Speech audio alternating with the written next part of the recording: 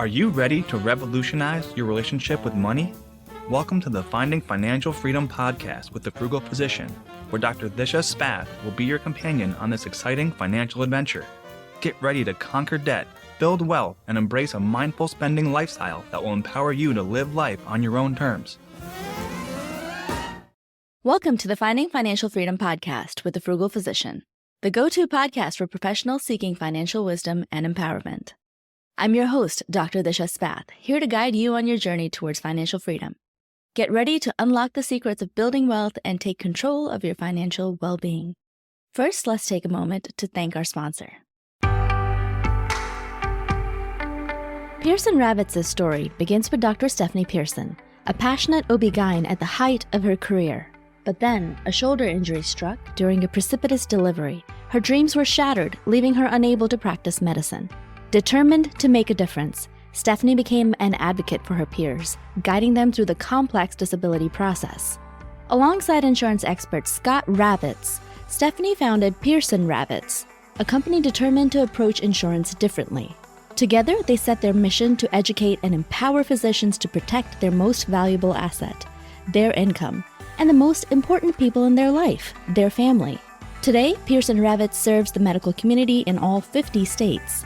At Pearson Ravitz, they understand the unique concerns of physicians. Life can change in an instant. It's hard to imagine that a sudden illness or injury could leave you and your family in a devastating financial situation. But with a little planning and guidance, you can prepare for every possibility. Visit PearsonRavitz.com to schedule your consultation with a Pearson Ravitz advisor.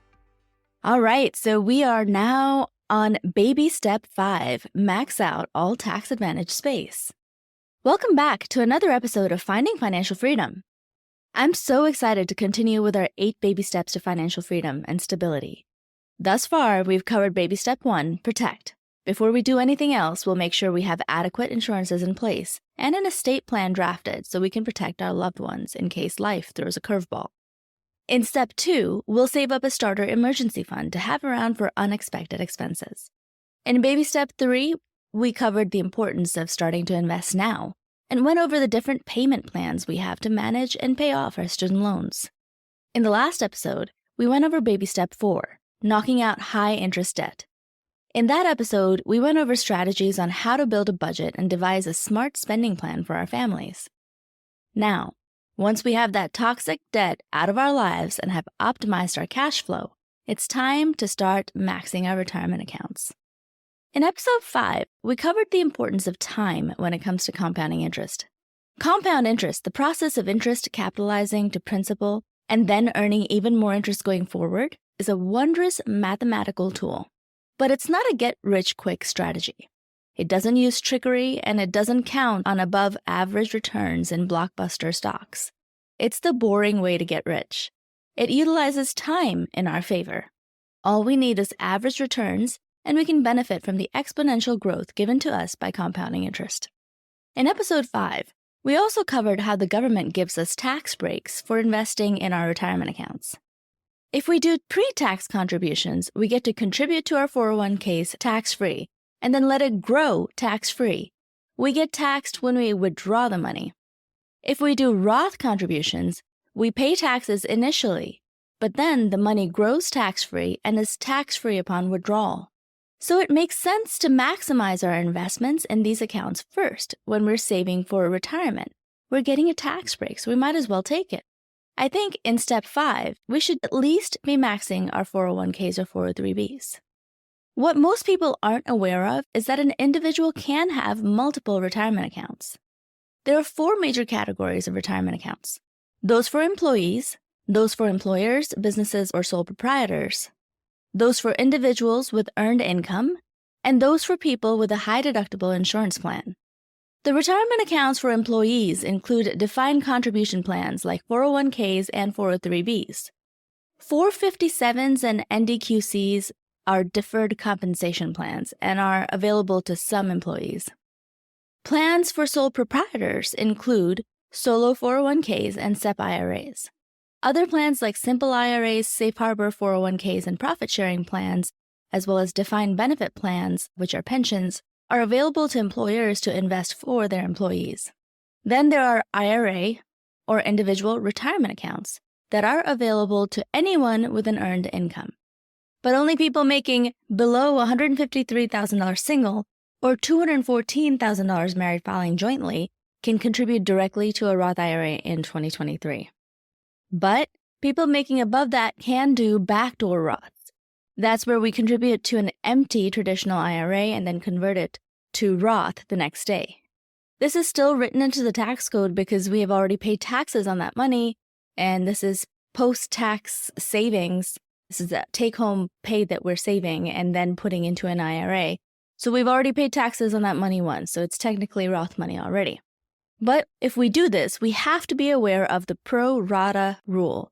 That is that if we have any pre-tax money in a traditional rollover, simple, or SEP IRA, that money would also get taxed if we do a conversion. We want to make sure to avoid that tax bomb. Anyway, so the backdoor Roth IRA is an option for high-income professionals. We'll go over the details of doing these in a future episode and all the caveats because it can get a little complicated. Finally, there is the HSA or health savings account.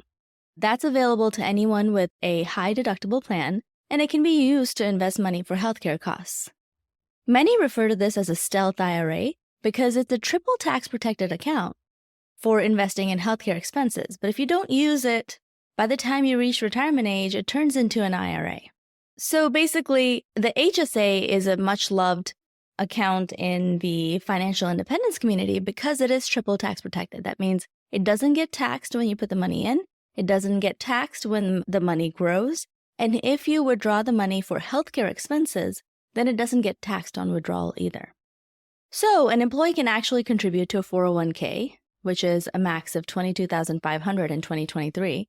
But if she's an employee and has earned income and doesn't have any other pre-tax money in other IRAs, she can also do a backdoor Roth IRA. If she has any 1099 income or has a small business, she can also do employer contributions to a solo 401k, which actually has a max of $66,000 a year for contributions for anyone under 50, but the max is determined by a percentage of the profits from the business. So anyway, this is another account she could be contributing to. She may also have a health savings account, and if she has a high deductible plan, she could max out the health savings account. She could also have access to a 457 from her employer, where she could put another $22,500. So you see, we have multiple options for investing in tax-advantaged retirement accounts, and the sums can be quite substantial and variable, anywhere from $22,500 to over $100,000 a year. So when I say max out all tax-advantaged space, I'm mainly talking about here employee contributions to 401ks and 403bs, and potentially a backdoor Roth IRA. If you have more accounts available to you to invest in, which accounts you want to max out should be more individualized based on the accounts available. For example, government 457s are really usually reliable, but non-governmental 457s can be a little problematic. 457s are a way to defer compensation and invest it, but the money is technically still the employer's. So if the employer goes under, so does your account. Also, 457s sometimes have unfavorable withdrawal options, so if you ever leave your employer, you might have to take the money out in full that year and pay taxes on it. So it's important to take a look at the solvency of the employer and the withdrawal options before investing in a 457. So I'm throwing a lot of information at you right now, mostly to demonstrate that there are a lot of options for you to invest for retirement. And in this step, we want to be maxing out at least one of those accounts. So most people have access to employee contributions, their employees, into a 401k or a 403b. So in this step, we should at least be maxing that out because that space doesn't come back. All the retirement account space and the maxes are based on the calendar year, except for the employer contributions that can be made up to the tax deadline in a solo 401k. But anyway, I digress.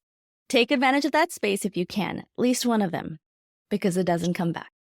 So now let's say you've decided which retirement accounts you're ready to max out. Let's talk about what to do with that money once it's in the retirement account. A lot of people forget to do this step. Remember, retirement accounts are just tax-protected shopping carts where you can buy investments. After making a contribution, in order to benefit from compounding interest, you have to actually invest that money in something so that it can actually earn interest. Thankfully, most 401ks and 403bs automatically invest your money in a target date fund.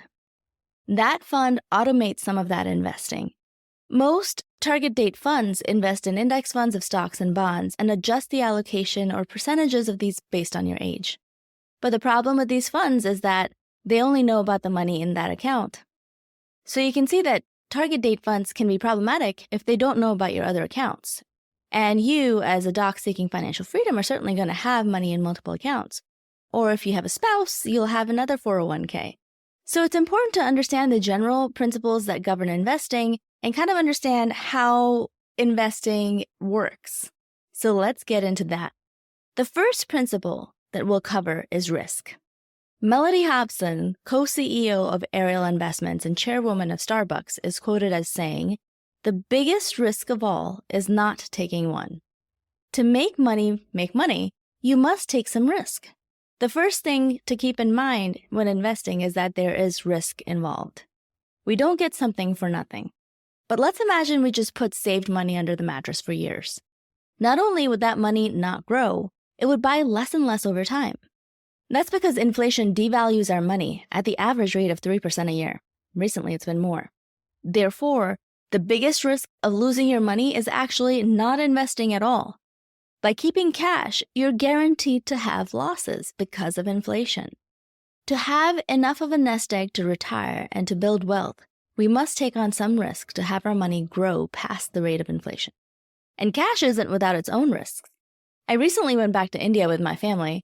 I had some Indian currency saved from a previous trip, and we took that to India, and I figured I'd just keep it for the next trip because I didn't want to go through the hassle of finding a bank with a good conversion rate. We tried to pay with that cash on our most recent trip and made the unpleasant discovery that all the 500 and 1,000 rupee notes that we had been demonetized. The Prime Minister basically gave a very short notice last year that all current 500 and 1,000 rupee notes were going to be worthless. A lot of Indians save cash in their homes. All that money was wiped out overnight. The ones that had cash in accounts, gold, and stocks were saved from this devaluation. It just goes to show that cold hard cash is not that hard. Or cold for that matter. Seriously, where does that saying even come from? All these people in India stashing cash would have made out a lot better if they'd invested that money with companies working hard to make them money instead. The next concept to learn is the difference between speculation and investing. Speculators try to predict where the market is going the next day, or which stock is going to crash. They make bets in the forms of options and futures that a stock will go the way they think it'll go, in an effort to get above average returns from the stock market. Many studies have shown that, like Vegas, the house usually wins, and that spectators generally come out behind investors when the costs of trading and losses are accounted for. Not to mention the time and gray hairs. Another famous quote in the investing world is, "Time in the market beats timing the market." That's from Ken Fisher, the founder of Fisher Investments and the longest-running columnist at Forbes. The greatest misconception about investing that the general population has is that assuming investors invest like speculators on Wall Street. We're not all wolves of Wall Street. Investors give their money to buy pieces of companies or lend those companies money for the long term so that they can have steady growth of their money generated by the company's efforts and profits and success. Speculators try to time the market, trying to buy a stock at its lowest price and sell it at its peak. Stock speculation is akin to gambling. Investors, in contrast, get steady returns over the long term and use the power of compounding to grow their wealth. That means the longer they're in the market, the more wealth they will accumulate. The stock market is a device to transfer money from the impatient to the patient. That's from Warren Buffett. The patient reap the benefits of a society that's growing. The impatient try to time the market and beat average growth. They may win big once, but they generally lose in the long term. Benjamin Graham, American-born economist and widely known as the father of value investing, says, "The investor's chief problem, even his worst enemy, is likely to be himself." So speaking of timing the market, the worst time to sell an investment is when everything crashes. We have seen a few of these doom scenarios recently. COVID, anyone? Thankfully, during the biggest dip in the market when COVID hit, I was at a conference of buy and hold investors that were shaking their head and laughing. Keep calm and carry on. That was the theme of the conversations. The biggest mistake an investor can make is to get emotional and take all their money out of investments during a downturn. That move locks in losses and then prevents the investor from benefiting from the eventual recovery. Keeping our emotions in check and not making emotional money moves when it comes to investing pays dividends. Know yourself and how much risk you can actually handle. Then design your portfolio accordingly. And we'll talk about portfolio designing in a second. What you do during a downturn will determine your success as an investor. Shelby Davis, American philanthropist, money manager, and the youngest president of the Bank of New York since Alexander Hamilton, is quoted as saying, "History provides a crucial insight regarding market crises. They are inevitable, painful, and ultimately surmountable. Investors know that the stock market will eventually recover. Through the Great Depression, the Great Recession, the dot-com bubble, the mortgage crisis, and even after the dips, the stock market has recovered. What's more, it's grown and has had positive gains over time. Now, past performance does not guarantee future results. But as long as our society is functioning, chances are good that the results will be the same. If the society as we know it disappears, so will the value of money anyway, and we'll have bigger problems than worrying about if we have enough to retire. So we might as well plan for the best. Or look at it another way. Consider this quote from Warren Buffett. "A market downturn doesn't bother us. It's an opportunity to increase our ownership of great companies with great management at good prices. When the market goes down, investors perk up. The stock market is on sale. Wealth is created during downturns. Bear markets are when stocks drop more than 20% and people become afraid, fueling a downward spiral in prices of stocks. A bull market is when stock prices rise by 20% or more, and investors tend to be optimistic, fueling an upward spiral in prices. When the prices of stocks go down in a bear market, the same amount of dollars invested can now buy more holdings. When the market eventually recovers, those holdings bought at fire sale prices recover their value, and the investor is rewarded with much growth in her wealth." Now, so we've covered some general mindsets about investing. Let's talk about the nitty-gritty of what these stocks and bonds really are. Stocks are equities that offer ownership shares of a company. When you buy a stock, you're buying a part ownership of that company.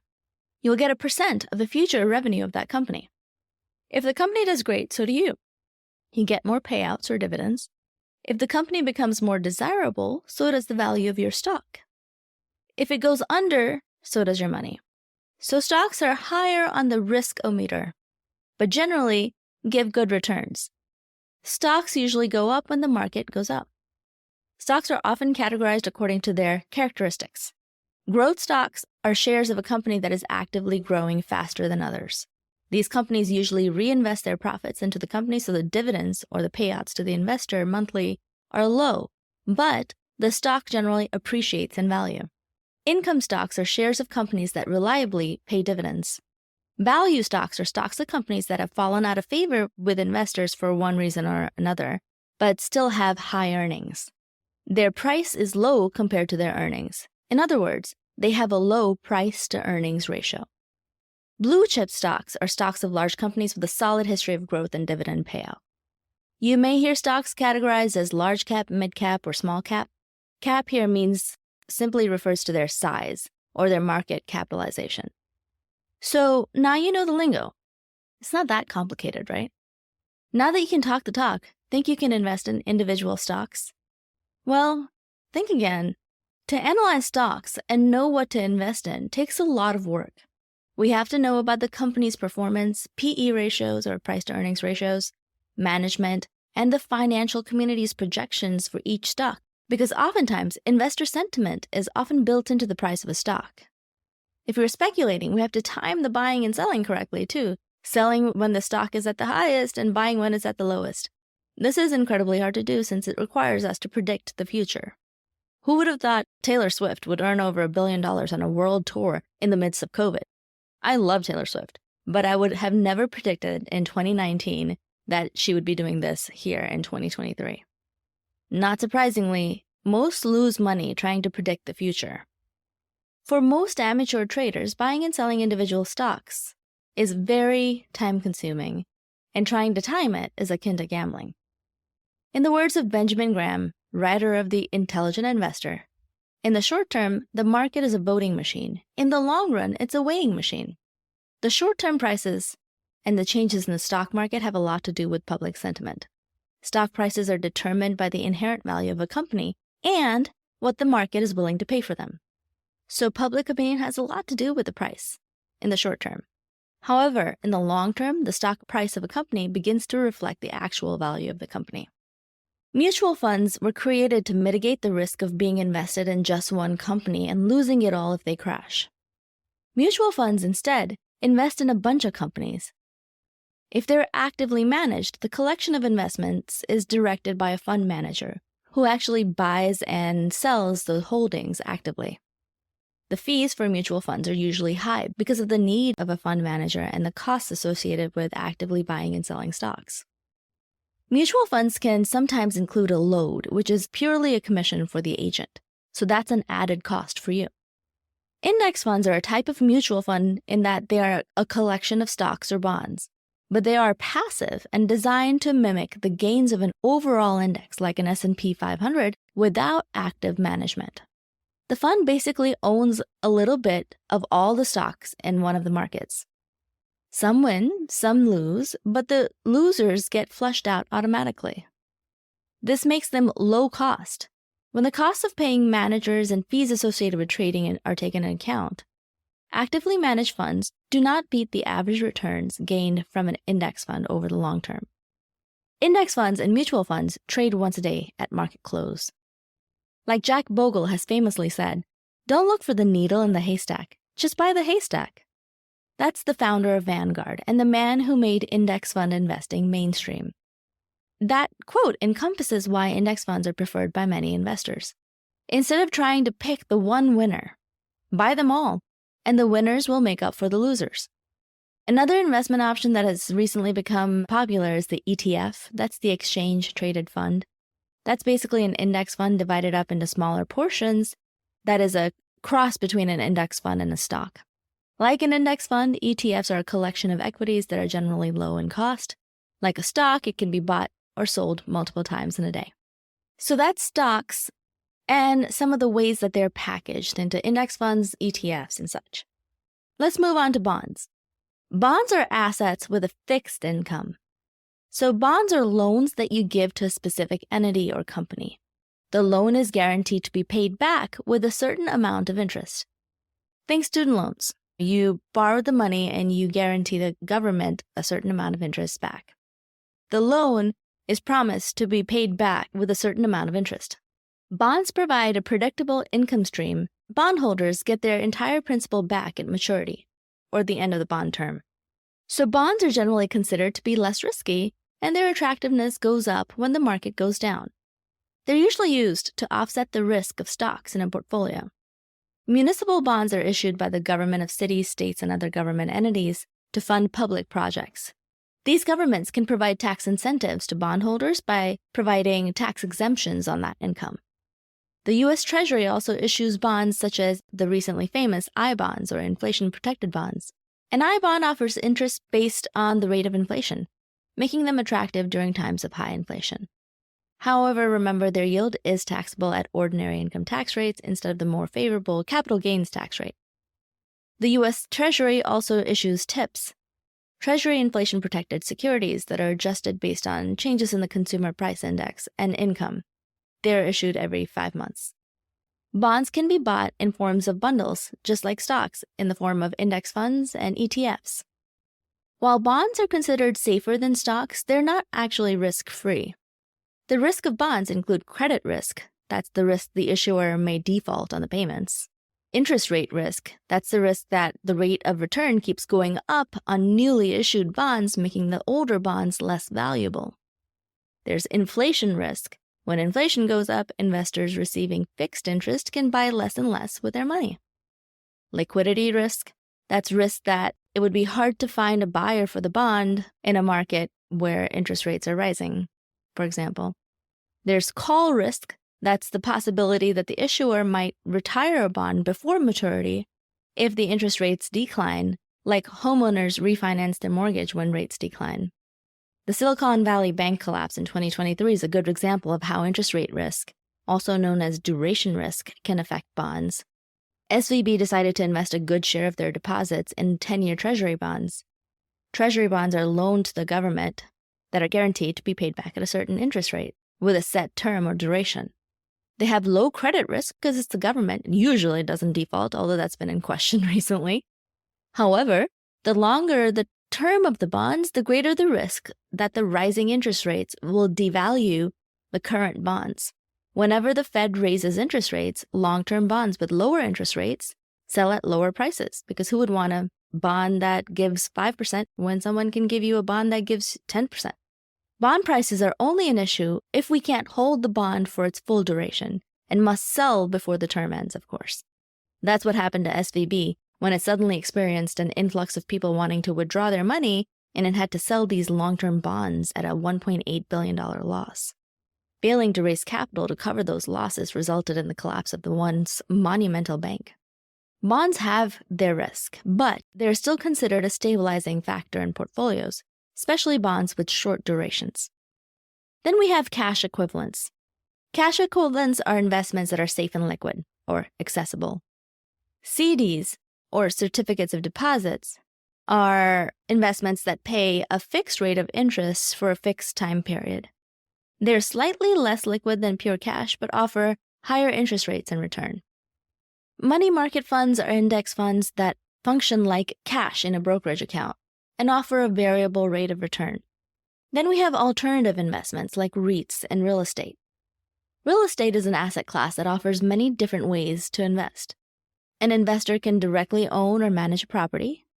She can invest in a syndication that pools money from different people to buy a large real estate holding, or she can buy a share of a REIT, which is a real estate investment trust that owns or finances income-producing real estate and is sold more like a stock or an index fund.